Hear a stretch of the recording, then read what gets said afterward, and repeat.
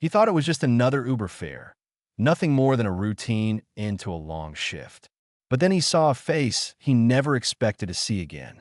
Uber driver Danny Blandon was finishing up his final ride of the night.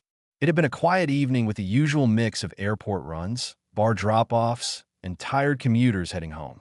The request didn't raise any alarms. A man named John Johnson needed a lift to UT Southwestern Medical Center. As they pulled away, the conversation began like so many others. Light small talk about the weather, traffic, and how late it had gotten. Danny wasn't expecting anything more than a quick, polite exchange before calling it a night. But halfway through the ride, the man in the back seat paused. There was a shift in the energy. He asked Danny his name, almost hesitantly. When Danny replied, the man went quiet, then slowly said, "I think I know you." Danny looked up into the rearview mirror, puzzled. The man's face sparked something, a vague memory, a flash of a past life, but he couldn't place it. They were far from any of the neighborhoods or clubs where Danny used to spend his time. He almost dismissed it, but something about the man's tone made him turn around. That's when the years melted away. It was John Johnson, the former head of security at Club Phenomenon, a nightclub that had been their second home decades ago. They hadn't seen each other in more than 20 years. The realization hit them both like lightning. The tension cracked, replaced by laughter, a surprised handshake, and wide-eyed disbelief.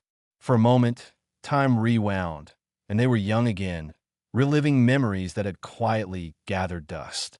As they continued driving, the car filled with laughter, stories, and the kind of joy that only comes from reconnecting with someone who shared a chapter of your life. They spoke about old coworkers, legendary nights at the club, and friends they'd lost touch with. Danny couldn't believe it. What were the chances? By the time they arrived at the hospital, they had exchanged phone numbers, promised to meet again, and were already making plans.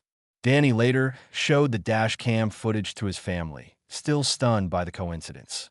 The moment touched him so deeply that he shared the video online. Since that night, the two friends have reunited in person, sitting down to catch up like no time had passed at all.